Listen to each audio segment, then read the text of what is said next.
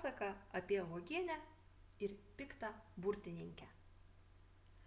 Kartą į vieną pasakų mišką atsikraustė pikta ir tingi burtininkė.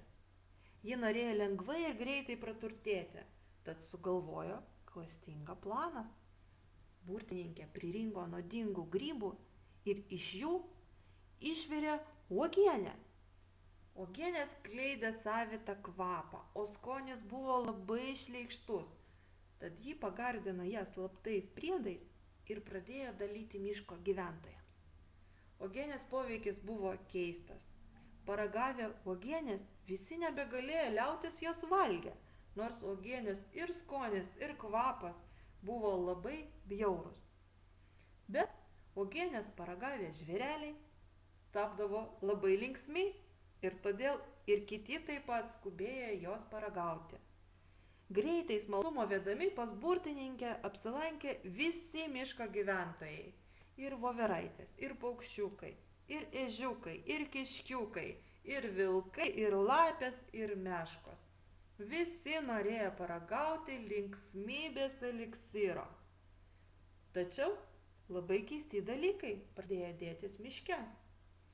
Žvėris norėjo uogienės dar ir dar, nepaisant jos bjauraus skonio. Žvėreliams atrodė, kad jie labai gera ir linksma. Bet vieną kartą pro šalį skrido geroji fėja. Ji pastebėjo keistą miško žvėrelio elgesį. Vieni voliojosi bejėgiai ant žemės ir be paliovos juokėsi, kiti sustoję į eilę nešė piktąjį burtininkę į savo maisto atsargas, pamiršę, kad artėja žiema.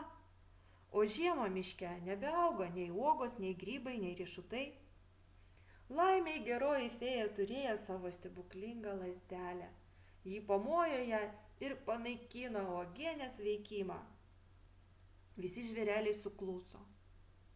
Jiems atrodė, kad geroji fėja atėmė iš jų džiaugsmą. Kai kurie žvėreliai jau buvo pasirengę ją užpulti, bet geroji fėja nusišypsojo ir ištraukė stebuklingą televizorių, kurio ekranas rodė praeitį ir ateitį. Ir stebuklingas televizorius parodė, kaip elgėsi miško gyventojai, prisivalgę piktosios burtininkės uogienės. Jie pamatė save iš šalies, kokie jie buvo bejėgiai ir purvini, kaip voliojasi ant žemės, negalėdami nei atsikelti, nei užlipti į medį, o jų juokas buvo panašus į beprotybę, o ne į džiaugsmą. Tuomet geroji fėja paprašė kiekvieną žvėrelio padaryti po vieną gerą darbą. Pirmosios suskubo voveraitės. Jos padėjo surinkti ežiukui pamestus obuoliukus. Ežys nusišypsojo ir atsidėkojo joms pavaišindamas riešutais. Taip vieni kitiems miško gyventojai pradėjo šypsotis ir daryti gerus darbus. Ir tuomet jie suprato, kad jų tikrasis džiaugsmas visada buvo kartu. Reikėjo tik prisiminti jį. O piktą burtininkę išvijo iš miško ir ji keliavo po pasaulį, norėdama surasti norinčių paragauti jos nuodingosios uogienės. Bet paukščiukai greitai perdavė žinią apie jos piktus kėslus visiems kitų pasakų miško gyventojams. Todėl ant jos meškerės daugiau niekas nebeužkibo.